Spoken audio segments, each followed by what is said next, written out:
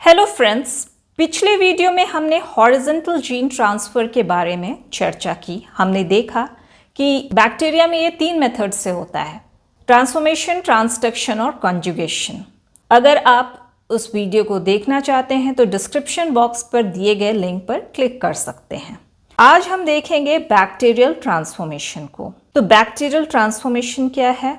यह horizontal gene transfer का एक एक्टिव प्रोसेस है। मतलब इसमें एनर्जी रिक्वायर्ड होती है और एनर्जी एटीपी के रूप में यूज़ की जाती है, जिससे कुछ बैक्टीरिया जो हैं वो एनवायरनमेंट से फॉरेन जेनेटिक मटेरियल को अपने अंदर लेते हैं।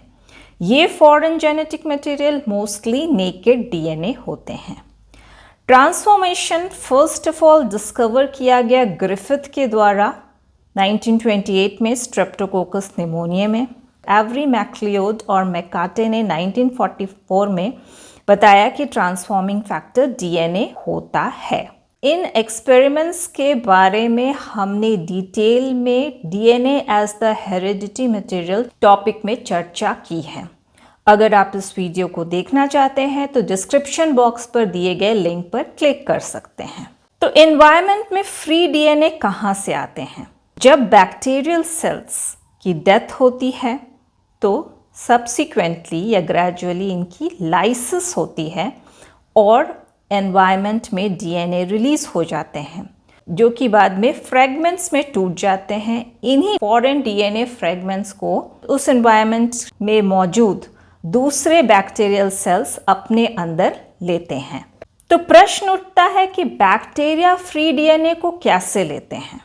कुछ बैक्टीरिया में कॉम्पिटेंस एबिलिटी होती है जिसके हेल्प से या जिसकी मदद से ये फ्री डीएनए अपने एनवायरनमेंट से लेते हैं, और इस तरह के सेल्स जिसमें ये कॉम्पिटेंस एबिलिटी पाई जाती है उन्हें हम कॉम्पिटेंट सेल्स कहते हैं। तो कॉम्पिटेंस क्या है? रेसिपिएंट बैक्टीरिया की वो एबिलिटी जिसके द्वारा वे फ्री डीएनए को अपने अंदर लेते हैं और ट्रांसफॉर्म होते हैं, उसे हम कॉम्पिटेंस कहते हैं। कॉम्पिटेंस कुछ बैक्टीरियल स्ट्रेन्स में एक इनहेरिटेबल कैरेक्टरिस्टिक होता है। कुछ स्पीशीज नेचुरली कॉम्पिटेंट होते हैं।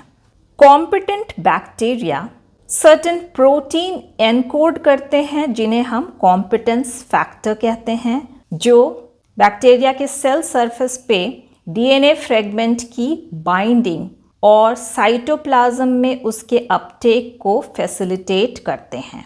एग्जाम्पल है स्ट्रेप्टोकोकस निमोनिया और बैसिलस सबटिलिस। ट्रांसफॉर्मेशन सभी स्पीशीज में नेचुरली नहीं होता है। जिन स्पीशीज में ये नेचुरली होते हैं उनमें भी एंटायर पॉपुलेशन में ट्रांसफॉर्मेशन नहीं होता है, बल्कि सिर्फ कॉम्पिटेंट सेल्स में ट्रांसफॉर्मेशन होता है। आइए हम ट्रांसफॉर्मेशन के मैकेनिज्म या स्टेप्स को देखते हैं। ट्रांसफॉर्मेशन को कई स्टेजेस में डिवाइड किया गया है। सबसे पहले double stranded donor DNA fragment recipient bacteria के सरफेस प्रोटीन, जिन्हें कि रिसेप्टर कहते हैं, उनसे बाइंड करता है। ये बाइंडिंग रिवर्सिबल होती है। उसके बाद double stranded donor DNA fragment single stranded DNA fragment में कन्वर्ट हो जाता है। 2 स्ट्रैंड में से एक स्ट्रैंड का न्यूक्लियोलाइटिक डिग्रेडेशन होता है न्यूक्लियस एंजाइम से, और इस तरह से एक स्ट्रैंड बच जाता है। उसके बाद इस सिंगल स्ट्रैंडेड डोनर डीएनए का इरिवर्सिबल अपटेक हो जाता है रेसिपिएंट बैक्टीरियल सेल के द्वारा। मतलब ये रेसिपिएंट बैक्टीरियल सेल के अंदर पुल किया जाता है। सेल के अंदर सिंगल स्ट्रैंड डोनर डीएनए से सिंगल स्ट्रैंड बाइंडिंग प्रोटीन्स आके बाइंड करते हैं और इन्हें न्यूक्लियस एंजाइम के डिग्रेडेशन से बचाते हैं। उसके बाद सिंगल स्ट्रैंडेड डोनर डीएनए का रेसिपिएंट क्रोमोसोम में इंटीग्रेशन हो जाता है, और ये इंटीग्रेशन होमोलोगस रिकॉम्बिनेशन के द्वारा होता है। उसके पश्चात इंटीग्रेटेड डोनर जीन या जीन्स का सिग्रीगेशन और फेनोटिपिक एक्सप्रेशन होता है रिकॉम्बिनेंट सेल या ट्रांसफॉर्म्ड सेल में। आइए इसे हम डिटेल में इस डायग्राम से समझते हैं। ये है फ्री डोनर डीएनए फ्रेगमेंट्स। मान लिया कि ये डोनर डीएनए फ्रेगमेंट जिसमें कि जीन ए प्लस प्रेजेंट है वो आके रेसिपिएंट बैक्टीरिया के सरफेस प्रोटीन के साथ बाइंड कर गया। अब double stranded donor DNA fragment के एक स्ट्रैंड का न्यूक्लियोलाइटिक डिग्रेडेशन हो जाता है न्यूक्लियस एंजाइम के द्वारा, और इस डिग्रेडेशन से जो एनर्जी रिलीज होती है वो यूज करके दूसरा स्ट्रैंड बैक्टीरियल सेल के अंदर लिया जाता है या पुल किया जाता है। बैक्टीरियल सेल के अंदर सिंगल स्ट्रैंड बाइंडिंग प्रोटीन इस single stranded donor DNA fragment से आकर बाइंड करते हैं और इन्हें न्यूक्लियस एंजाइम के डिग्रेडेशन से बचाते हैं। उसके बाद इस single stranded donor DNA fragment का इंटीग्रेशन हो जाता है रेसिपिएंट क्रोमोसोम में।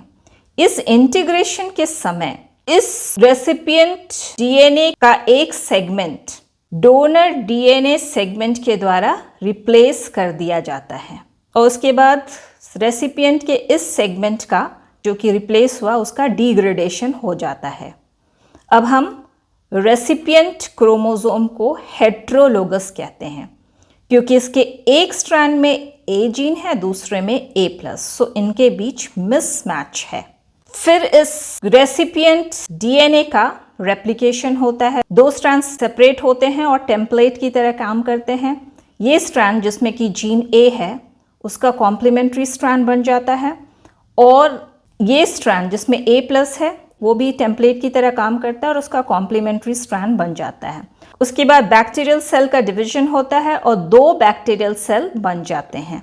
अब एक बैक्टीरियल सेल के जो डीएनए हैं वो सेम है जैसे कि पेरेंटल सेल के हैं, तो ये नॉन ट्रांसफॉर्म सेल या नॉन रिकॉम्बिनेंट सेल है।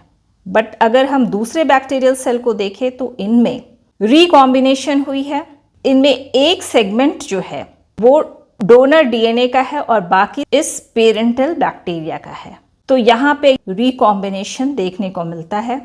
इसलिए इस तरह के सेल को हम ट्रांसफॉर्म्ड सेल या रिकॉम्बिनेंट सेल कहते हैं।